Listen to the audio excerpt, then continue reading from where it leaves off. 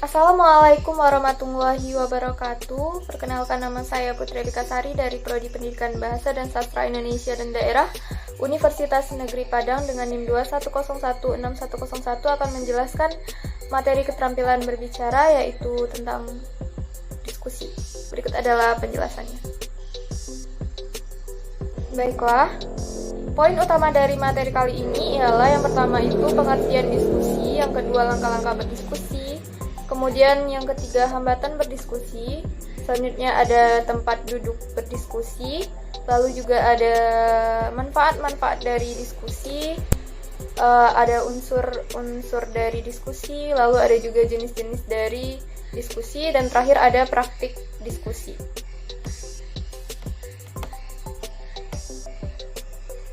Langsung saja kita masuk ke poin pertama, yaitu pengertian dari diskusi. Diskusi adalah perundingan atau pertukaran pikiran untuk memperoleh pemahaman mengenai penyebab suatu masalah dan solusi penyelesaiannya. Kata diskusi ini berasal dari bahasa Latin discussion atau discussum, yang berarti bertukar pikiran, dan dalam bahasa Inggris discussion, yang berarti perundingan atau pembicaraan. Diskusi dapat dilakukan oleh dua atau lebih beberapa orang sekaligus. Kemudian poin berikutnya itu ada langkah-langkah berdiskusi. Langkah-langkah untuk melaksanakan diskusi agar penggunaan diskusi berhasil dan efektif, maka perlu dilakukan langkah-langkahnya, yaitu yang pertama ada langkah-langkah persiapan, kemudian ada langkah-langkah pelaksanaan, lalu ada langkah-langkah menutup diskusi. Kita membahas tentang langkah-langkah pertama, yaitu langkah persiapan. Langkah persiapan merupakan hal-hal yang harus diperhatikan dalam persiapan diskusi. Di antaranya ada perumusan tujuan yang ingin dicapai, baik itu tujuan yang bersifat umum maupun tujuan yang bersifat khusus. Lalu juga ada langkah-langkah untuk menentukan jenis dari diskusi yang dapat dilaksanakan sesuai dengan tujuan yang ingin dicapai. Lalu menetapkan masalah-masalah yang akan dibahas. Kemudian yang terakhir itu ada mempersiapkan segala sesuatu yang berhubungan dengan teknis pelaksanaan diskusi, misalnya ruang kelas dengan segala fasilitasnya, petugas-petugas diskusi, serta moderator, notulis, tim perumus, manakala yang diperlukan, kayak gitu. Pada langkah-langkah pelaksanaan diskusi itu beberapa hal yang perlu diperhatikan, yaitu diantaranya memeriksa segala persiapan yang dianggap dapat mempengaruhi kelancaran dari diskusi.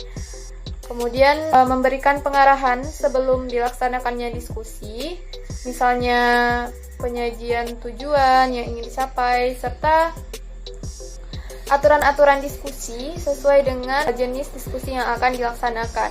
Selanjutnya itu ada pelaksanaan diskusi sesuai dengan aturan main yang telah ditetapkan. Dalam pelaksanaan diskusi ini hendaklah memperhatikan sesuatu atau iklim belajar yang menyenangkan, misalnya tidak tegang, tidak saling menyudutkan, dan lain sebagainya. Kemudian yang selanjutnya itu ada memberikan kesempatan yang sama kepada setiap peserta diskusi untuk mengeluarkan gagasan-gagasan dan ide-ide yang mereka miliki. Lalu yang terakhir itu ada pengendalian pembicaraan kepada pokok-pokok persoalan yang sedang dibahas. Hal-hal ini sangat penting, sebab tanpa pengendalian biasanya arah pembahasan menjadi melebar dan tidak terfokus. Lalu pada langkah penutup akhir dari proses pembelajaran dengan menggunakan diskusi, hendaknya dilakukan dengan diantaranya itu membuat pokok pembahasan sebagai kesimpulan sesuai dengan hasil yang sudah didiskusikan.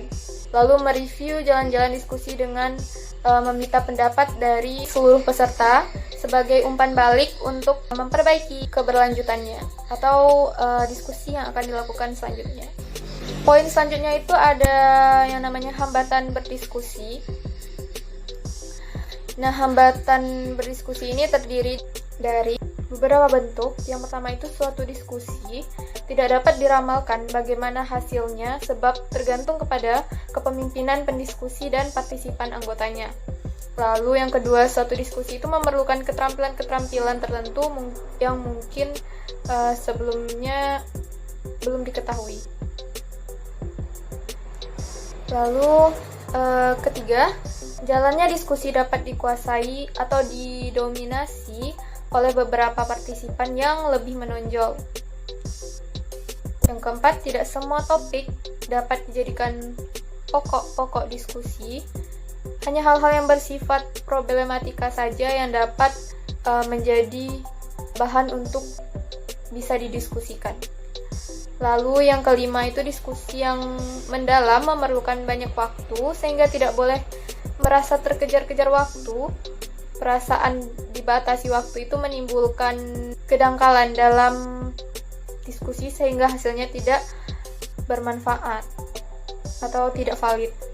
Kemudian yang selanjutnya itu apabila suasana diskusi hangat dan partisipan sudah berani mengemukakan buah pikiran mereka, maka biasanya sulit untuk membatasi pokok-pokok permasalahannya. Lalu dalam diskusi ada beberapa yang sering kurang berani mengemukakan pendapatnya. Selanjutnya, jumlah partisipan terlalu besar akan mempengaruhi kesempatan setiap partisipan lain untuk mengemukakan pendapatnya. Poin selanjutnya itu ada tempat duduk berdiskusi. Nah, tempat duduk berdiskusi ini perlu diatur sedemikian rupa agar diskusi dapat berjalan dengan lancar. Contohnya, pengaturan tempat untuk diskusi para pihak penyaji materi berada di posisi depan, kemudian menghadap ke partisipan. Lalu, partisipan duduk berhadapan dengan pihak penyaji dengan posisi retel U yang kiri, kanan, depan menghadap ke pihak penyaji materi. Poin selanjutnya ada manfaat dari berdiskusi.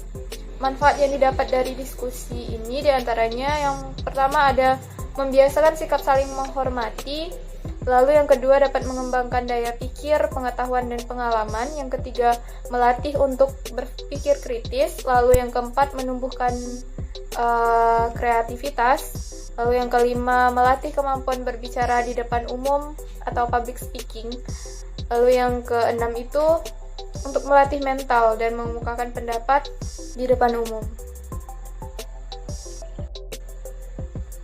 Poin selanjutnya itu ada unsur-unsur dari diskusi. Unsur-unsur diskusi ini terdiri dari 3 macam. Ada manusia, materi, dan fasilitas.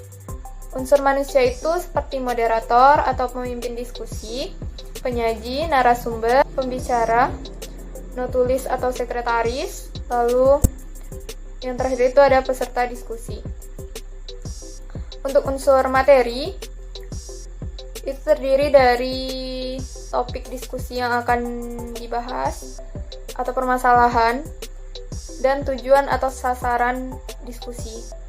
Lalu untuk fasilitas sendiri itu terdiri dari ruang atau tempat, perlengkapan misalnya meja, kursi, papan tulis, dan kertas. Kemudian untuk poin selanjutnya yaitu jenis-jenis dari diskusi. Yang pertama itu ada diskusi kelompok yang merupakan bentuk diskusi yang paling sederhana. Untuk mengadakan suatu diskusi kelompok hanya diperlukan adanya ketua, moderator, notulis, dan beberapa peserta yang sekaligus berperan sebagai penyaji dan penyanggah. Kemudian ada jenis diskusi berbentuk seminar, adalah bentuk diskusi yang digunakan untuk mencari kesepakatan atau kesamaan langkah atau pandangan dalam menghadapi persoalan yang bersifat formal. Nah, yang ketiga itu ada diskusi panel, biasanya dilakukan untuk memperluas wawasan mengenai suatu masalah yang sedang banyak dibicarakan. Biasanya diskusi ini melibatkan beberapa pakar seperti peneliti atau pembicaranya. Selanjutnya ada Simposium adalah bentuk diskusi yang diselenggarakan untuk membahas prasarana mengenai suatu pokok persoalan atau masalah tertentu. Lalu yang terakhir itu ada lokakarya. Adalah bentuk diskusi atau pertemuan para ahli dan pakar dan tujuannya untuk membahas suatu masalah di bidangnya. Poin selanjutnya itu ada praktik dari diskusi. Nah, praktik diskusi ini diuraikan melalui beberapa prosedur penyelenggaraan diskusi yang meliputi 2 fase. Yang pertama ada fase persiapan, kemudian yang terakhir itu ada fase pelaksanaan. Di fase pelaksanaan ini juga nanti terangkum fase penutup. Nah, kita bahas yang pertama dulu itu fase persiapan. Fase persiapan dalam diskusi yang baik tidak akan terjadi begitu saja. Artinya, tidak asal membagi kelompok-kelompok kecil lalu disuruh berdiskusi saja. Hal itu membutuhkan persiapan-persiapan yang cermat seperti halnya relation planning. Hanya bedanya, dalam hal ini metode yang digunakan adalah metode diskusi. Fase persiapan ini biasanya terdiri dari langkah-langkah, yaitu mempelajari subjek area yang akan didiskusikan, kemudian membagi peserta menjadi kelompok-kelompok dan member mengarahkan siapa yang menjadi ketua, sekretaris, peserta biasa atau pengamat. Kemudian selanjutnya menentukan tujuan-tujuan instruksional khusus yang ingin dicapai dalam diskusi, lalu mengidentifikasikan hasil-hasil belajar apa yang seharusnya dikuasai peserta dan apa konsep, prinsip, serta yang lain-lainnya. Kemudian, melanjutkan dan menguraikan dengan jelas problem yang akan dipecahkan dalam diskusi atau briefing. Lalu selanjutnya itu ada menyampaikan dan membagikan bahan-bahan kepada peserta. Dan selanjutnya, mengembangkan agenda yang mencakup semua poin yang dibutuhkan dalam rangka pemecahan permasalahan. Dan yang terakhir, mengatur ruang dan tempat duduk, papan tulis, dan alat-alat bantu yang akan dipergunakan. Di fase kedua, fase pelaksanaan. Fase ini tersusun atas kontinu. Yang pertama ada pembukaan diskusi. Yang perlu diperhatikan adalah penciptaan prakondisi, sehingga kondisi dan sikap serta mental peserta digiring dan disiapkan agar konsentrasi pada hal-hal yang akan dibicarakan dalam diskusi. Usaha tersebut dapat berupa membuat outline singkat situasi yang akan didiskusikan, kemudian mengeluarkan sebuah pendapat atau pertanyaan yang sifatnya dapat merangsang pikiran peserta. Lalu, selanjutnya senantiasa memberikan pertanyaan-pertanyaan pada poin-poin yang penting yang berhubungan dengan masalah yang bersangkutan. Dan yang terakhir, memberikan ilustrasi, demonstrasi, atau bentuk lain yang dapat menarik perhatian dari peserta. Kemudian, pemeliharaan diskusi. Dalam pemeliharaan ini sebaiknya diterapkan bentuk-bentuk reinforcement sehingga mendorong peserta untuk berpartisipasi secara aktif.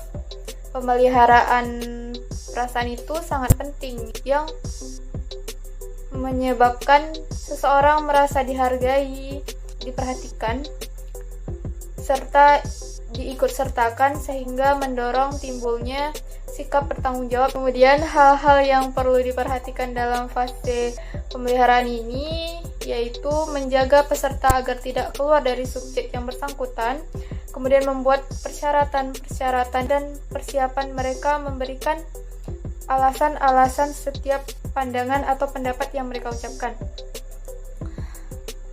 Lalu hindarkan pemunculan topik baru yang belum waktunya muncul.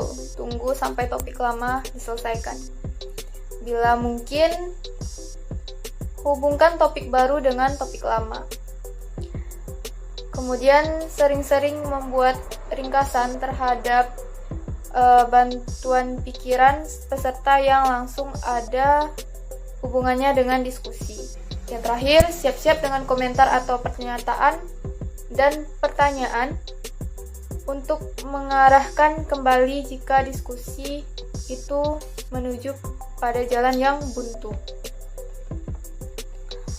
Lalu pada fase penutup, agar para peserta menjadi mantap dan tidak merasa menggamang akan hasil diskusinya, maka dalam penutup diskusi segera lakukan hal-hal seperti dibuatkannya rangkuman dan kesimpulan yang tepat dan jelas.